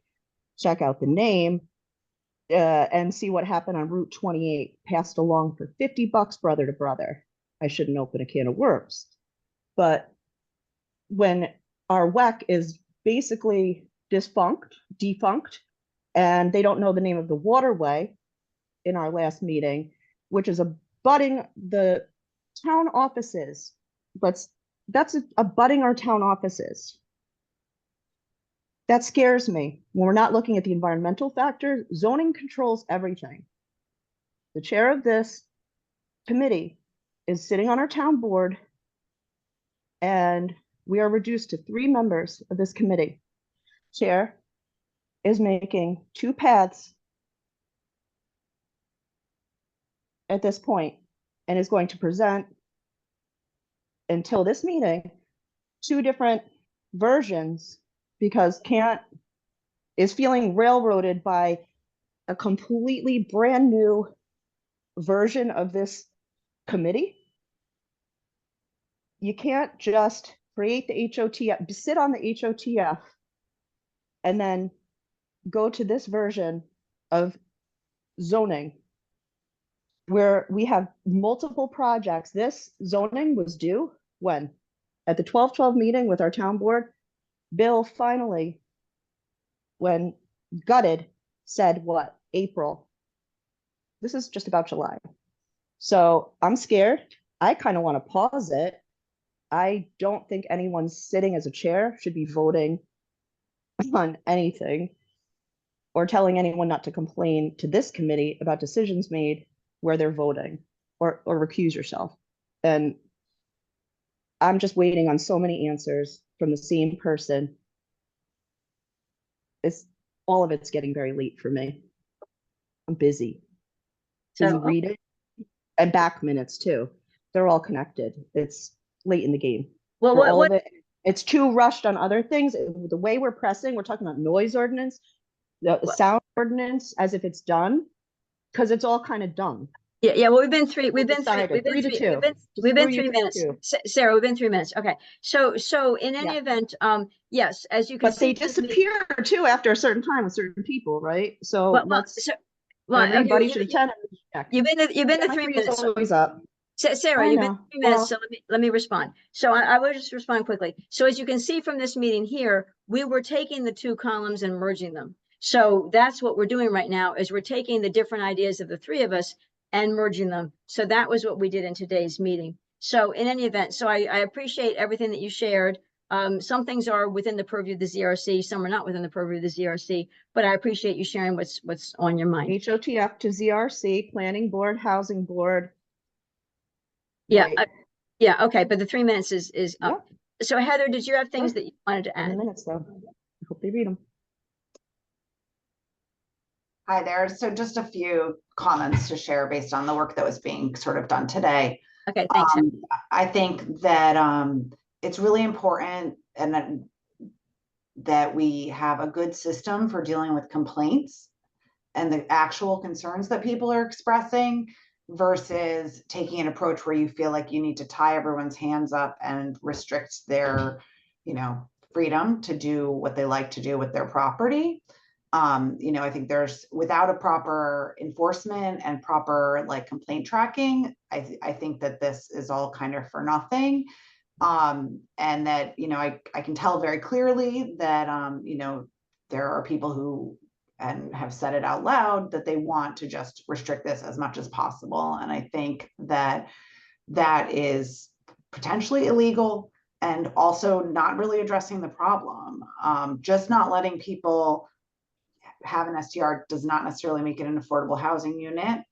And I mean, I think it's totally rude to say that someone, just because someone has a 6-bedroom house, I don't have a 6-bedroom house, but just because someone has a 6-bedroom house, they don't deserve to be able to have an STR. Like, what does that have to do with anything? The role of this committee. Whoa, excuse me. I didn't say someone didn't deserve it. I did not say that. I said they were unlikely to need it. Okay. Which is pretty accurate, by the way. Sorry? It's accurate. It's not necessarily accurate. You don't know people's business. And also, this is meant, the idea is that you've said that you're trying to make sure that people aren't being displaced from their homes and, avoid investors. And the fact of the matter is that what you're doing is not to that end. It's just to tie up and restrict access for people to have their homes. You would rather have a 6-bedroom home that's empty most of the time than allow someone to share it with other families. To that point, 12 people in a house, again, that's just 2 families getting together for a weekend. That is not necessarily like some wild, crazy, like keg party at someone's house. And as someone who owns one of these homes, I want to tell you that I am very cautious about who I let around my house. I don't want people having a wild, crazy party at my house. So I think that you have to remember that this is not just like some mystical, terrible, awful people that are renting their houses out sometimes when they can't go. So I just want to remind you guys about that, because I think sometimes you guys forget that we are in fact residents of Woodstock who pay taxes just like you do, who contribute to the community just like you do, and treating people that maybe have an STR as the enemy is not going to be the way that you improve the situation in the community. So I just wanted to share that. And I do think that making the rules simple and enforceable is going to be much easier going forward. In fact, 1 and 2 right now, if you're going to have no cap on them, why are they even distinct?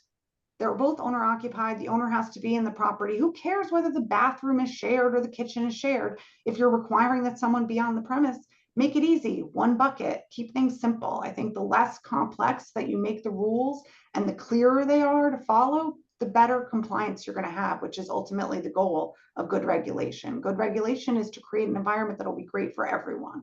Yeah.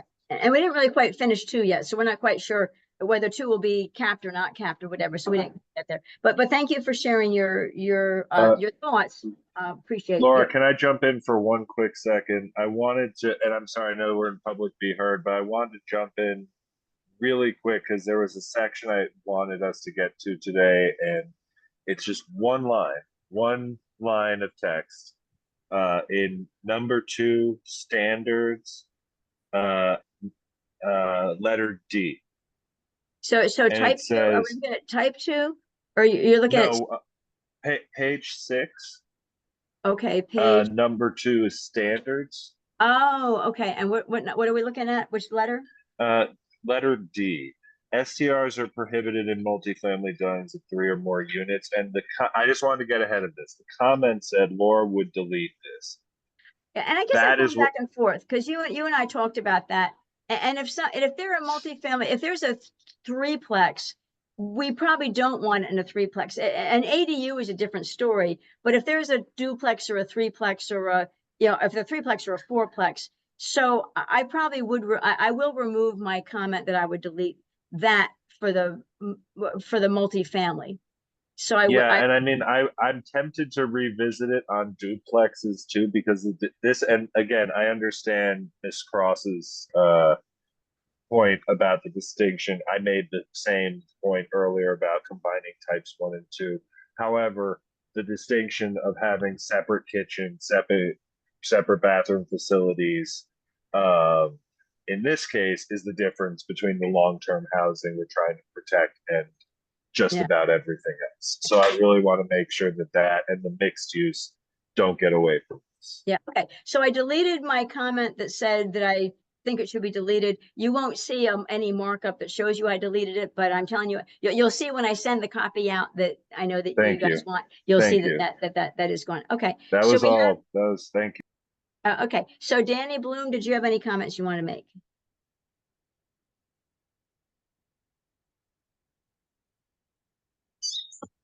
It took me a second to figure out how to unmute there.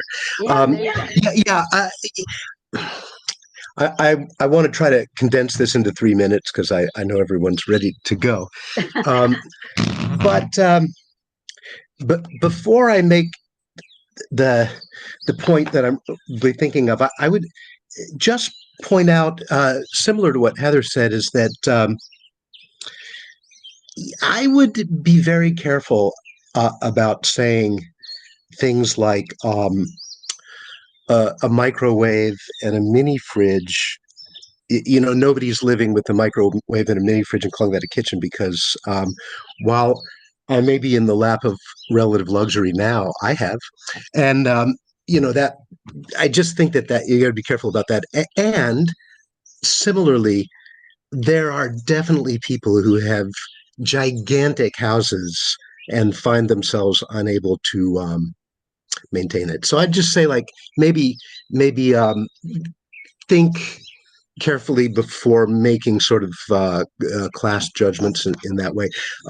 But first, I just want to say that I get what you guys are talking about. I've listened to every single word and read all the text, and it does make sense to me. What I think is missing is something that Jude was saying earlier, or perhaps not missing, but needs to be kept in clear focus, is what is the goal here? And correct me if I'm wrong, but it seems like goal number one is to maintain a healthy long-term rental and general housing stock so that we have a community and not a hotel town, right? And then the other things are like the parties and trash and noise and annoyances. So with that in mind, why not focus directly, like cut right to the chase and look at what is actually depleting long-term housing stock? So for instance, anyone who's renting an STR, and whether it's an ADU or, well, clearly if it's in their house, but if it's anyone who's renting an ADU, look at whether it is actually possible to rent that as a long-term housing or not. And if it's not, then why punish them for it? Now, determining Can I whether add it is or one isn't. tiny bit of clarity to something you said? You can pause his time really quick. I just more even so than thinking of our task as to create affordable housing or to like wheel it back. One of the metrics that I found particularly useful was to make what a healthy vacancy rate looks like in the town as well, not just some number of affordable housing. So we're not just, it's not, that has been in many ways a more illustrative number for me and illustrative of some of the loss, yes, experienced when many of these units converted from long-term housing to short-term rentals. But I just wanted to throw that out there. We talk about it a bunch in some of the other meetings, which are on YouTube. Just wanted to throw that your way. Thank you. Okay, thank you. Yeah, and I know that is a very real thing. I mean, I have personal experience with that happening. So I'm not remotely denying that it's an issue. So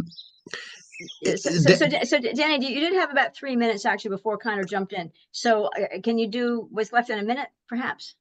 Yeah. So it seems to me that if we want to create long-term housing, perhaps figure out a way to incentivize people to convert maybe places that are on the edge. It's really about money. I can guarantee you that nobody is running an STR because it's their great passion in life. They're doing it because they need the money. And when we're talking about people who live here, full-time residents, I totally get the thing of like investors that don't live here. Let's put a cap on that. That makes sense. But we're talking about full-time residents who are in danger of losing their homes. Now, if they do lose their homes because they can't make the taxes without that extra $5,000 or $10,000, however much they're making, they will sell, and the town will become further gentrified far quicker. So I would just say, like, keep a big picture eye on what is the likely result squeezing long-term residents. That's all. I'm not saying that you're, on the wrong track or doing anything wrong. It's just that you maybe cut closer to the chase to what is the goal. Yeah. Okay. So I will say quickly, so in the different types, if somebody is the resident, they will have a lot more opportunity with the approach we're taking. Is the type 4, where it's really a hotel in a residential neighborhood and the person's just trying to rent it almost half the year and they don't really live there. They're not the primary resident. Oh, That's what's going to have the biggest cap. We're not looking to restrict the others as much. And Jude had her hand up. okay. I want to say a couple of things. Is that, Woodstock is not unique in trying to address long-term rentals versus short-term rentals or short-term rentals in a community and how it affects the community. We are not unique. This is happening all around us, all around the world, as a matter of fact. So, and it's not just about it. Absolutely, the fact that we've lost our long-term rental stock is a priority, but there's more to it than that. And I've talked to a number of supervisors and people in different communities, and they basically say, listen, I understand what the motivation is for certain people, and I get it. And I always felt like there should be room for those non-owner occupied. It just needs to be limited in a way that makes sense for the community. But there are towns which are eliminating anything where the owner, it is not the primary residence and the owner isn't living there. We're not doing that. So, there are a lot of factors that we're considering that we have to think about. It's not just whether or not your particular house would be a long-term rental if you weren't there. It's not just that. And it's not about the 2 or 3 or 5 or 10 people who come to the meetings. It's about the whole community and how it's affecting Woodstock. And I can just tell you, when I look at the numbers that Jeff Collins provided us for the county, Woodstock is so out of scale with everybody else. And you could say Woodstock's more attractive. I don't know. I don't know that that's true. I think that, Woodstock has attracted a lot of investors.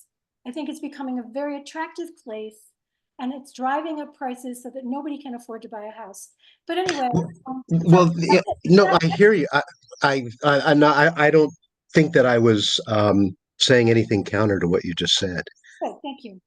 I mean, I really don't think, literally don't think I was. I appreciated what you said earlier about trying to, keep the community, a community, which is a priority for me too. What I'm saying is incentivize long-term rental, because there's some people who are teetering on the edge. Myself, it's impossible for me to do long-term rental, but I'm not even talking about myself, because there are people similar to me and partially similar to me. And maybe there's going to come a time when, things change and I could make that a long-term rental. And if only there was some little, I don't know, tax break or something, then I would do it. Like I'm saying, as opposed to taking a punitive approach, maybe there's an incentivized approach. And then as far as the noise and the trash, I mean, everybody hates that. I think that anyone who's owner occupied, meaning that the owner is on premise and lives here and is part of the community, believe me, there are no parties and there's no trash, because that gets shut down right away. And Okay, well then, because So I know that so we need I to. know- 20 more seconds. If there's a trash complaint or a noise complaint, that's when the punishment and the rules should start kicking in. Let's say like 2 or 3 strikes and you lose your license or whatever. I haven't thought through like what it should be, but if it's not a problem, why punish it? If it is a problem, deal with it then. Yeah. That's You're pretty right much about all I that. was saying. So okay, thanks. So let me move on to Emma. Emma, was there anything that you wanted to say for a public be heard?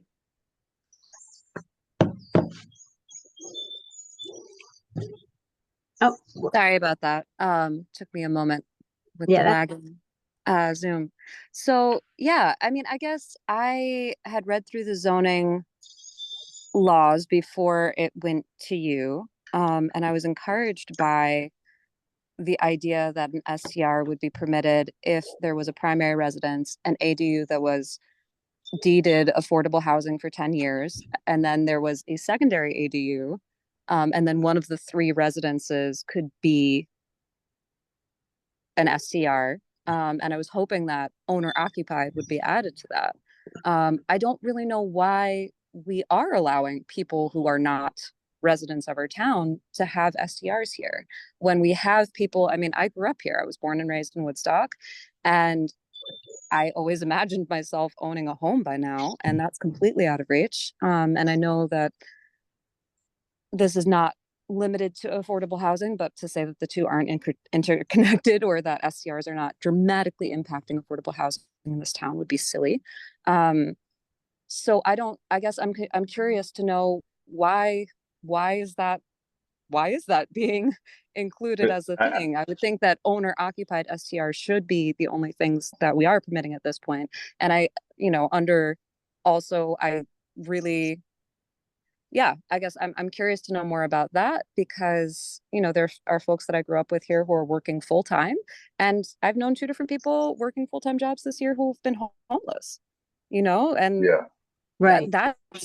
that's the reality of what we're looking at. It's so out of scale. It's like we've said, it's so completely out of control here at this point that if other places are saying owner occupied only, why aren't we? Well, it's part of the discussion of the ZRC. So I appreciate your input.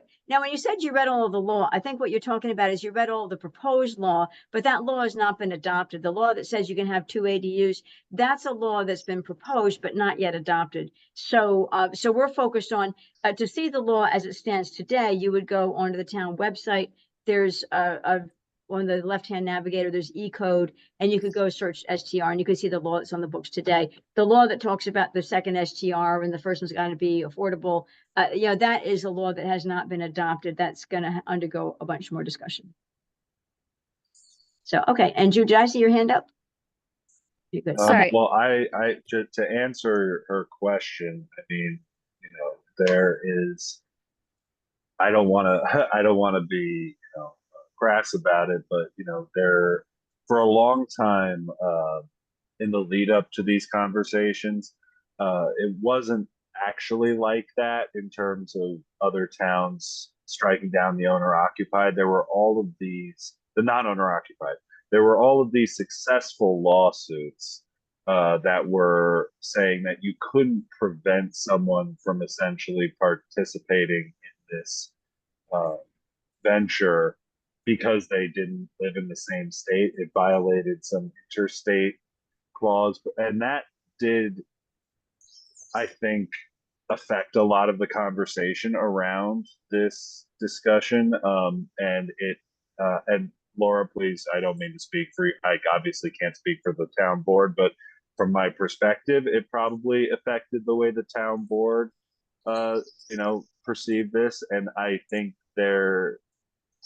based on what's happened, in the last few weeks, not just on this board, but what you hear around, there isn't a giant political appetite to eliminate non-owner occupieds. But what has been made very, very clear, at least to me, and I should hope to the other members of this board, is that though that number being what it is, floating, in total with the other STRs around 10 or 11%, is absolutely not sustainable. And so while we might not be able to exclude LLCs from buying a house, we can try to set the parameters around how many permits are issued and how they operate during the year so that it favors our local people and makes it more incentivizing to long-term rent, like he was saying earlier, spaces like that. And, the system will favor more local people rather than making it what I would not want to say is easy for a corporation to come in and flip a 6-bedroom house into a motel. Yeah. And Jude had something to say. Okay. So while that was a federal court in New Orleans that came up with that ruling, Right. a lot of people in the Northeast are not accepting it.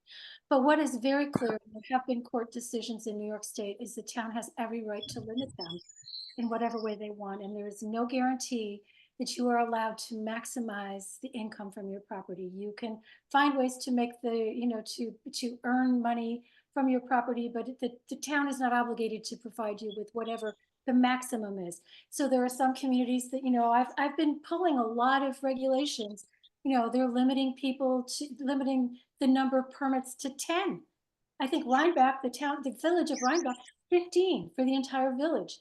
I mean, I'm not saying Woodstock should do that. Please don't kill me yet. But the town has every right to do that. They can limit the number of days, and some towns have limited them to, any short-term rental to, 2 weeks or whatever. There's a huge range, and the town has every right to do that. To limit the number of permits, limit the number of days that they can be rented, limit the number of people that can be housed.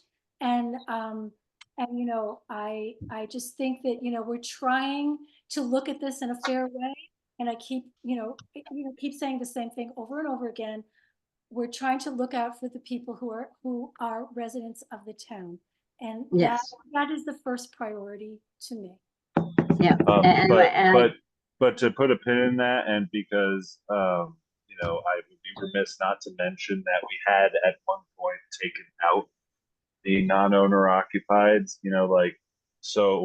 but again, these are questions that should be asked of the town board, of us as individuals on this board, especially once they have the law. But,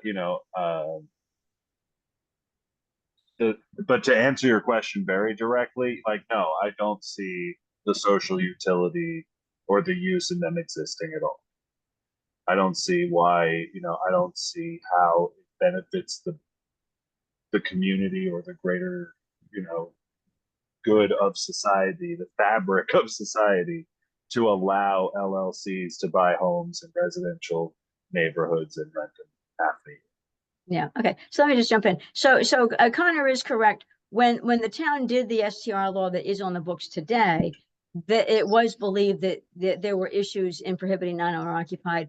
But as Jude points out, there's other cases going on. So in those years since the STR law was put in place, there have been other cases, and other towns are taking different approaches based on court cases that have happened over these years. So we're still giving it thought. So in any event, by my clock, we're at just about 8:30. Everybody had public be heard, and we made good progress today. And I want to thank Jude and Connor for I think we had good discussion. We compromised.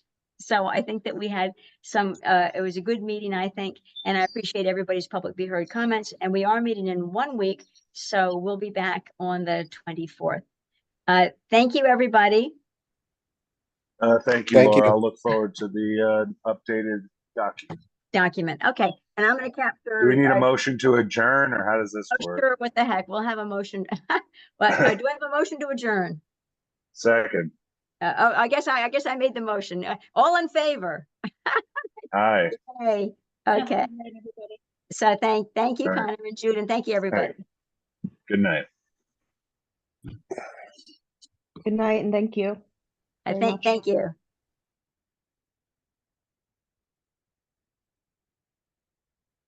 And I'm just capturing the comments before I jump off. The chat comments.